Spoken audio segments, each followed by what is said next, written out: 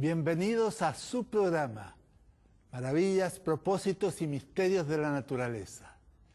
En los seres vivos se observa gran variedad de formas, tamaños y colores, gran variedad anatómica, fisiológica y bioquímica, resultantes principalmente de mutaciones, selección e hibridación. Así es como existen 125 especies de tulipanes silvestres, unas 500 variedades comerciales de eso mismo. Hay unas 20.000 rosas, 8.000 de ellas híbridas. Son cientos las variedades de camelias y de su genoma puede resultar cualquier variedad. También se conocen unas 2.000 variedades de manzanas, logradas principalmente en el siglo XIX, 8 especies de papas, con alrededor de 5.000 variedades. Son cientos las variedades de maíz y de arroz, hay 120.000 variedades, siendo que son solamente 2 especies y 5 subespecies. Las variedades de frijoles se cuentan por miles. La Universidad de Illinois en Estados Unidos posee una colección de 7.359 variedades de frijoles soya. Podríamos seguir dando ejemplos de variaciones en trigo, tabaco, algodón, banana, tomate. Pero veamos también algunos ejemplos entre los animales. Se conocen más de 300 razas de cerdos. En los Estados Unidos, el Club Americano Kennel reconoce oficialmente 138 razas de perros clasificadas en 7 grupos.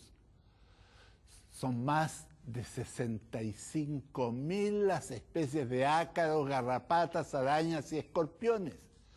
Más de 44.000 las especies de crustáceos, es decir, camarones, cangrejos, langostas de mar. Existen unas 900.000 especies de insectos, entre ellos unas 112.000 especies de polillas y mariposas, unas 12.000 especies de grillos y langostas, más de 300.000 especies de escarabajos, gorgojos, cerca de 5.000 libélulas diferentes, unas 120.000 especies de moscas, casi 110.000 especies de abejas, avispas, hormigas y muchos otros menos conocidos. Variaciones es lo que la naturaleza nos presenta a diario.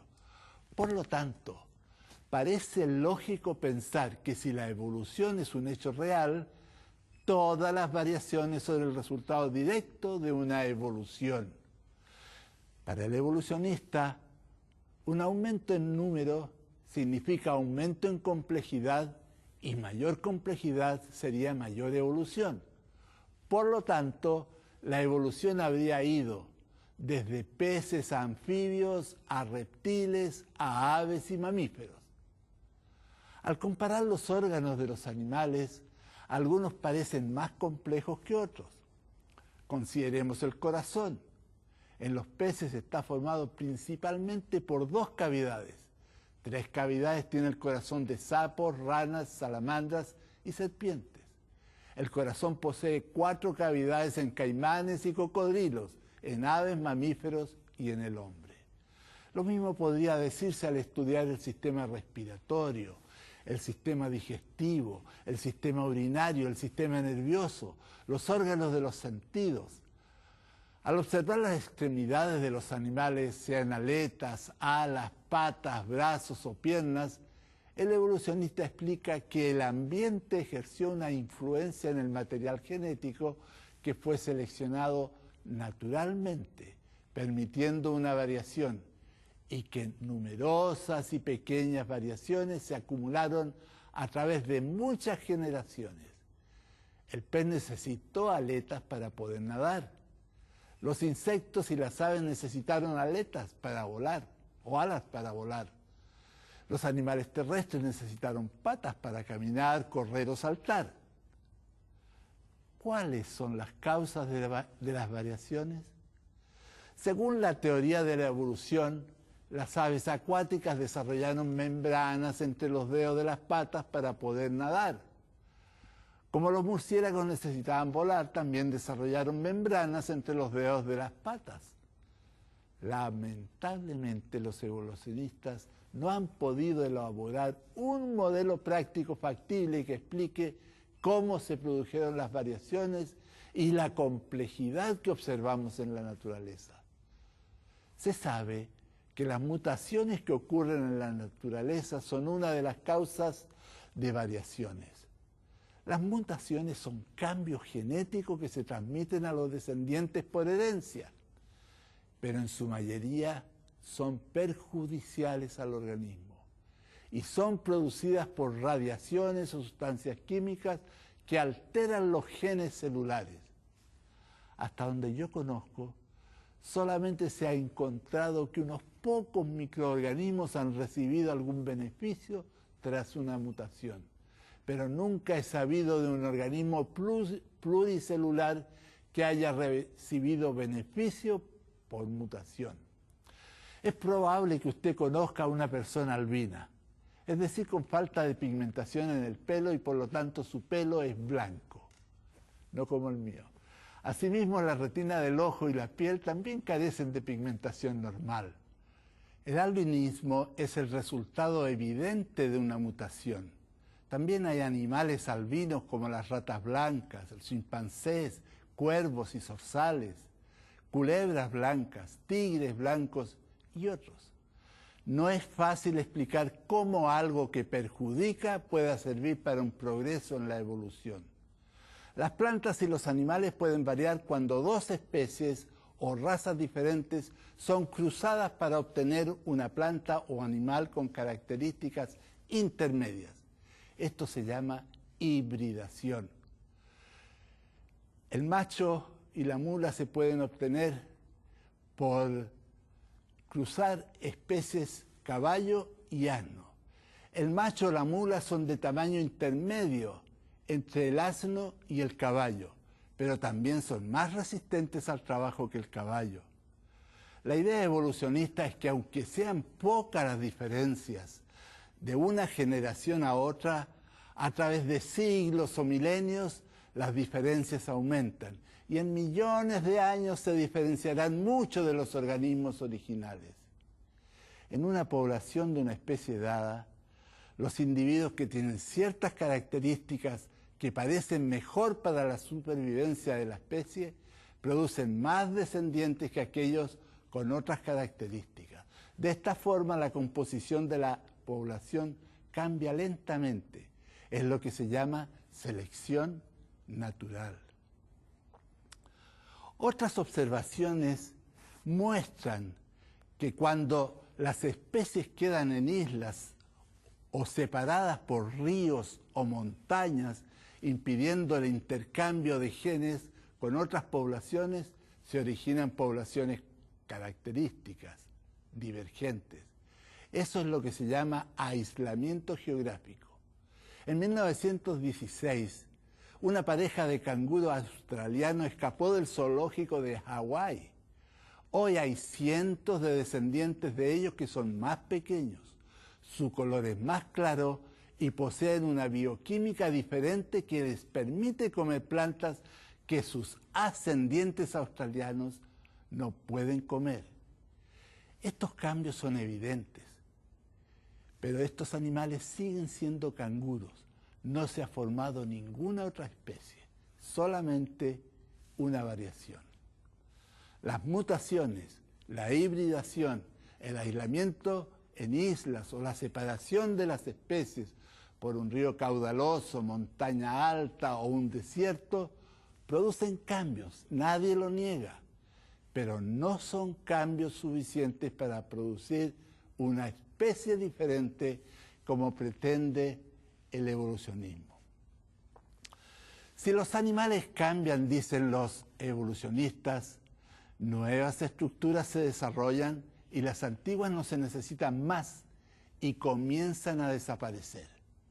Durante este proceso, un resto o vestigio de la estructura original puede quedar aún.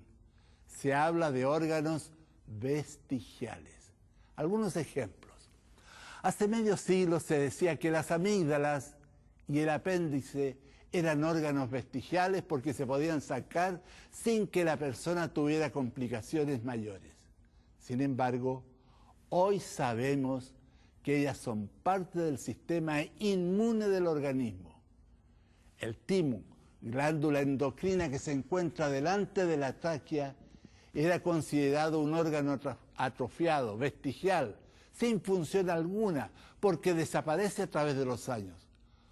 Hoy sabemos que estimula la competencia inmunológica en los tejidos linfáticos. También se enseñaba que la epífisis, que se encuentra en la base del cráneo, era lo que quedaba de un tercer ojo que existía en seres humanos primitivos. Hoy sabemos que es una glándula, la glándula pineal, cuya hormona ayuda a regular la producción de gonadotropinas, o sea, hormonas que estimulan las gónadas por la pituitaria anterior. Si usted está sentado algunas horas, es posible que sienta dolor en el extremo inferior de la columna vertebral. La causa es la vértebra caudal o colita. El evolucionismo dice que es el resto de una cola que desapareció cuando el hombre dejó de usarla, cuando dejó de trepar los árboles. El pelo que cubre el cuerpo del hombre no es nada comparado con el pelo que cubre el cuerpo de la mayoría de los mamíferos. ¿Cuál es su función biológica? ¿Podría ser una función estética del hombre? Los músculos que mueven las orejas de caballos, perros y muchos otros mamíferos estarían atrofiados en el hombre. Serían solamente vestigios de ellos. La carúncula lacrimal es considerada el resto de un tercer párpado, como el que funciona en aves y reptiles. La muela del juicio, así como los colmillos, son considerados vestigiales. Compare sus colmillos con los de su perro o su gato y verá que en comparación los suyos son débiles. Se argumenta, por lo tanto, que la alimentación del hombre primitivo era principalmente de carne y que necesitaba colmillos más grandes y fuertes como lo tienen los animales carnívoros. Entre los animales se consideran vestigiales las extremidades posteriores de las ballenas, los ojos reducidos de algunas salamandras y peces que habitan en lagunas oscuras de cavernas, las alas de algunas aves como el kiwi y el avestruz y las alas de algunos coleópteros también.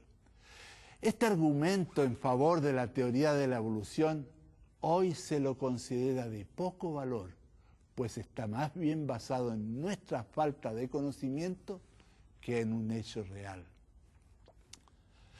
La teoría de la evolución señala que si hay evolución, tienen que existir organismos que en su proceso de cambio tienen características de uno y otro grupo a la vez.